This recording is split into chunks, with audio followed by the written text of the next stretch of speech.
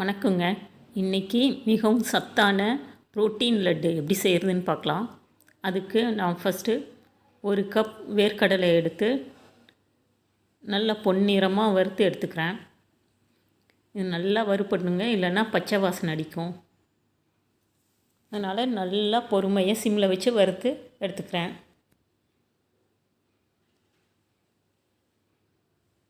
வறுப்பட்டுருச்சு.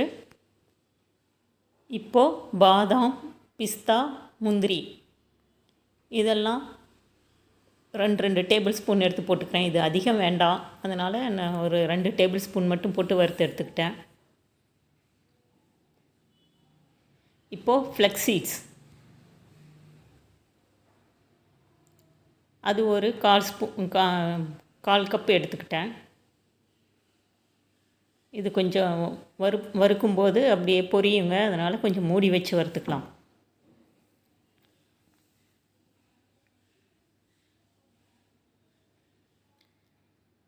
பாருங்கள், வறுத்துருச்சு.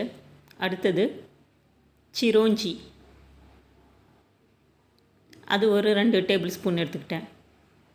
அதையும் வறுத்துக்கலாம்.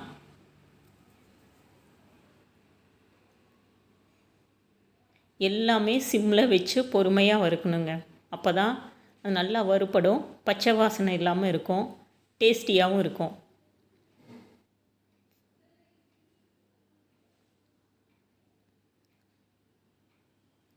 நெக்ஸ்ட்டு ஒரு கப் பாசிப்பயிறு, அதையும் எடுத்து நல்லா வறுத்துக்கலாம்.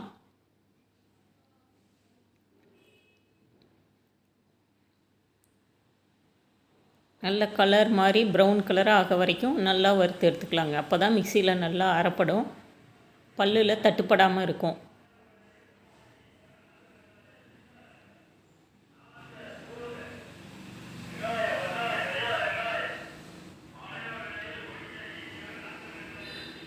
பாருங்கள், நல்லா ப்ரௌனிஷ் கலராக ஆயிடுச்சு.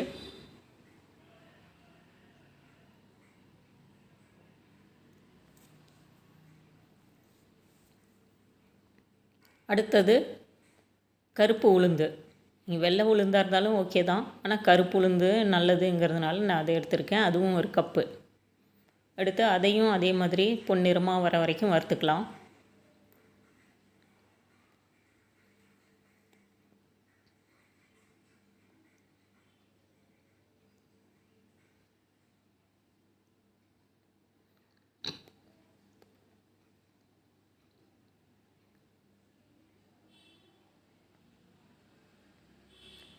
வறுத்து வச்சு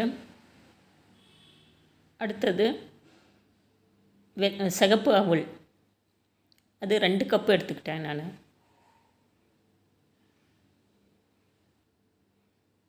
எந்த அவல் இருக்குதோ அதை சேர்த்துக்கலாங்க. என்கிட்ட சிகப்பு அவல் இருந்ததுனால நான் அதை சேர்த்துக்கிட்டேன். நல்லா அதையும் வறுத்துக்கலாம். அதுக்கு என்ன பதம்னா, நம்ம எடுத்து கையில் நசுக்கி பார்த்தோம்னா உடையணும், அதுதான் பதம்.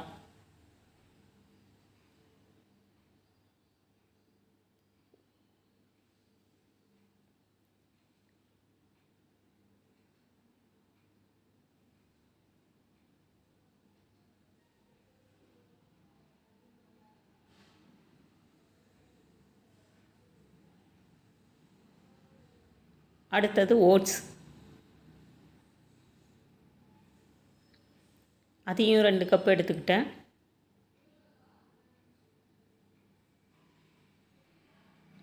அவல் மாதிரியே தாங்க இதுக்கும் பதம், அதனால் அதே மாதிரி வறுத்து எடுத்துக்கலாம்.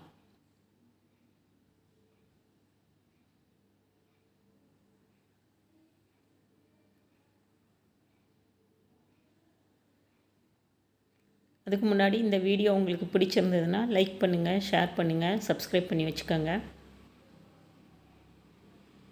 இன்னும் எப்படி செய்யலாம் அப்படிங்கிறத சொல்லுங்கள்.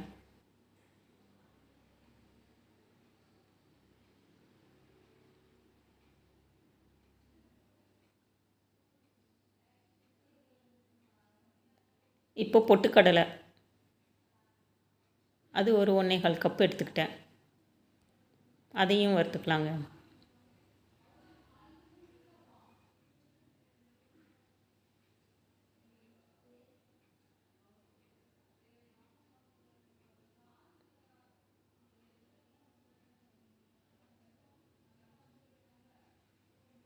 ஆல்ரெடி பொட்டுக்கடலை வந்து நல்லா கிறிஸ்பியாக தான் இருக்கும். இருந்தாலும் நம்ம மிக்சியில் அரைக்கும்போது கொஞ்சம் இன்னும் நல்லா மாவாகணுன்னா கொஞ்சம் லைட்டாக வறுத்துக்கலாம், அவ்வளோதான்.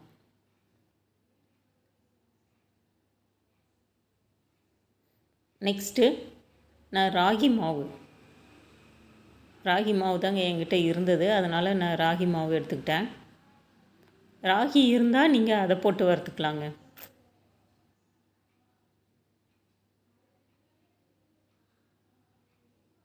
இது கடையில் வாங்கின ராகி மாவு தான்.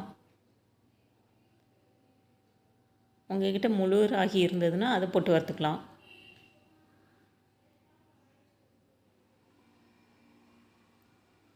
அடுத்தது கோதுமை மாவு.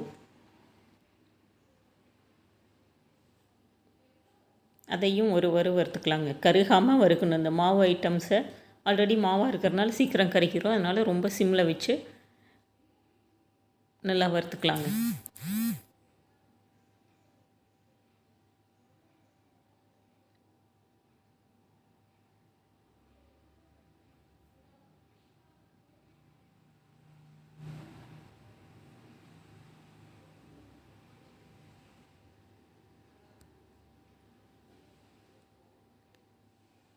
அவ்வளோதான்.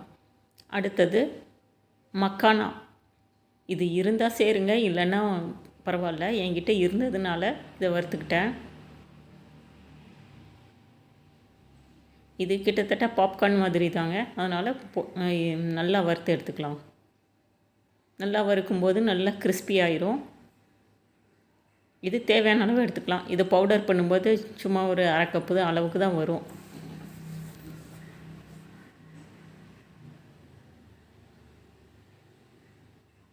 அதே மாதிரி பாதாம் பிசின் இருந்தால் கூட நீங்கள் எடுத்துக்கலாங்க.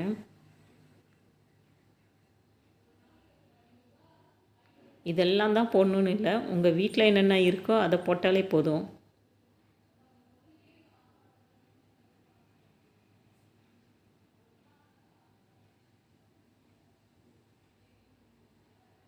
அவ்வளோதான்.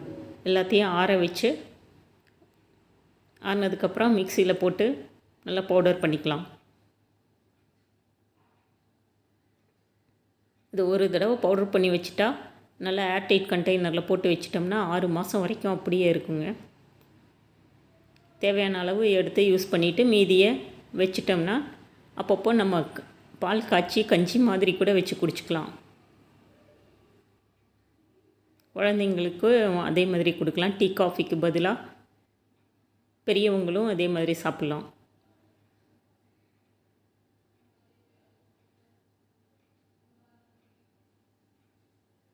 பாருங்கள், நல்லா பவுடர் ஆயிடுச்சு. இப்போ நான் இதில் பாதி தான் எடுத்து செய்ய போகிறேன். அதனால் அதுக்கு தகுந்த நாட்டு சர்க்கரை போட்டுக்கிட்டேன். நீங்கள் நாட்டு சர்க்கரை, வெல்லம், வெள்ளை சர்க்கரை எது வேணாலும் சேர்த்துக்கலாங்க. நான் நாட்டு சர்க்கரை எடுத்துக்கிட்டேன்.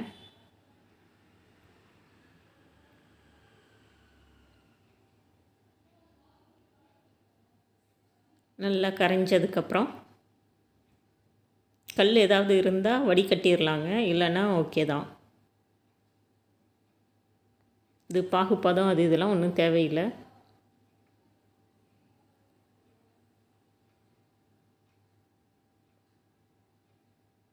நான் இந்த பாகுக்கு தகுந்த மாவு மட்டும்தாங்க எடுக்கிறேன். மீதி எடுத்து நான் ஸ்டோர் பண்ணி வச்சுருவேன்.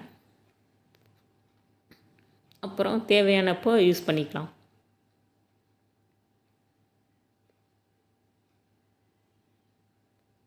இதில் எல்லாமே பார்த்திங்கன்னா புரோட்டீன் சத்து அதிகம் இருக்கிறதா பொருளாக தாங்க இருக்குது. அதனால் யார் வேணாலும் சாப்பிட்லாம். இனிப்பு மட்டும் உங்களுக்கு தகுந்தபடி போட்டுக்கோங்க. குறைவாகவோ அதிகமாகவோ எப்படி வேணுமோ அந்த மாதிரி சேர்த்துக்கோங்க.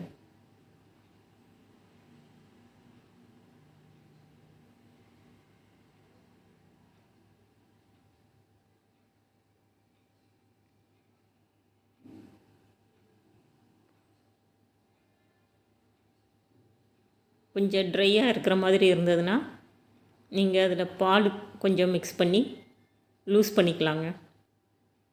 இது எல்லாமே அடுப்பில் இருக்கும்போது தான் பண்ணணும். அடுப்பை சிம்மில் வச்சுட்டு பால் ஊற்றி நம்ம லூஸ் பண்ணிக்கலாம். பாருங்கள், இது ட்ரையாக இருக்கிற மாதிரி தான் இருக்குது. அதனால் நான் ஒரு சின்ன டம்ளரில் ஒரு ஒரு டம்ளர் பால் ஊற்றி மிக்ஸ் பண்ணிக்கிறேன்.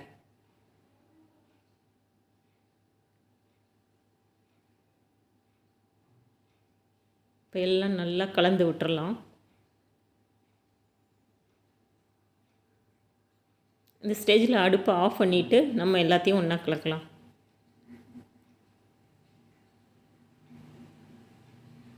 இப்போ கொஞ்சம் நெய் விட்டுக்கலாம், ட்ரை ஆகாமல் இருக்கும். அப்போ தான்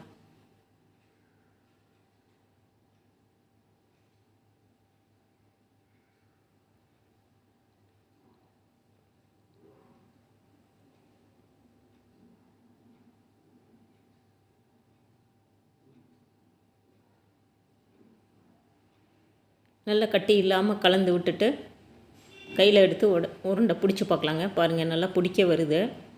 இதில் ஒன்று என்னென்னா, நம்ம சூடாக இருக்கும்போதே உருண்டை பிடிச்சிடணும். கை கொஞ்சம் சுடுந்தான்.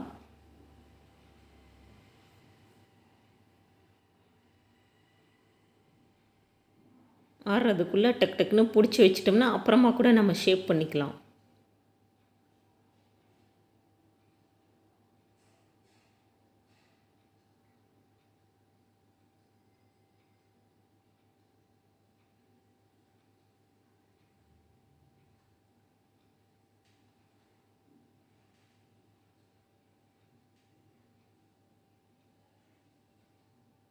ரொம்ப ஆற விட்டுட்டாக்க உருண்டை பிடிக்க வராதுங்க. அதனால் கொஞ்சம் சிரமம் பார்க்காம ஷேப்புக்கு கொண்டு வந்துட்டோம்னா அப்புறம் கடைசியாக நல்லா பிடிச்சி வச்சுக்கலாம். இது ஒரு மாதம் வரைக்கும் கெடாமல் இருக்குங்க. பாருங்கள்,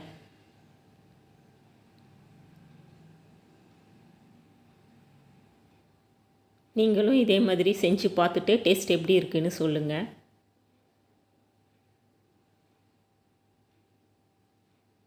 லைக் பண்ணுங்கள், ஷேர் பண்ணுங்கள், சப்ஸ்கிரைப் பண்ணி வச்சுக்கோங்க.